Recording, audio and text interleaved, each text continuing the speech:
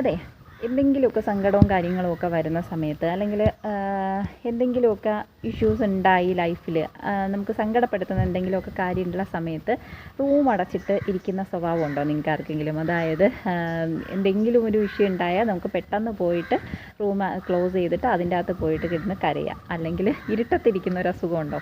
അങ്ങനെ ഉണ്ടെന്നുണ്ടെങ്കിൽ അതൊന്ന് മാറ്റിയേക്ക് കേട്ടോ. നമ്മൾ അങ്ങനെ ഇരിക്കുന്ന സമയത്ത് കൂടുതലായിട്ട് നമ്മളെ നെഗറ്റിവിറ്റി ഇങ്ങനെ കൂടാൻ, അല്ലെങ്കിൽ സങ്കടപ്പെടുത്തുന്ന കാര്യങ്ങൾ ചിന്തിക്കാനായിരിക്കും നമ്മൾ സമയം കണ്ടെത്തുക. അതേസമയം നമുക്കൊരു പ്രശ്നമുണ്ട് എന്നാലും നമ്മൾ എന്ത് ചെയ്യുക, കുറച്ച് പുറത്തോട്ടൊന്ന് ഇറങ്ങുകയാണെന്നുണ്ടെങ്കിൽ ചിലപ്പോൾ ആരെങ്കിലും ഒരാളെ നമ്മൾ കാണും. ആ സമയത്ത് എന്താണ്, അവരെന്തെങ്കിലും നമ്മളെടുത്ത് സംസാരിക്കുക. അപ്പോൾ നമ്മുടെ ആ ഒരു ചിന്ത ഒന്ന് മാറിയിട്ട് അതിൻ്റെ ഇൻറ്റൻസിറ്റി ഒന്ന് കുറയും കേട്ടോ.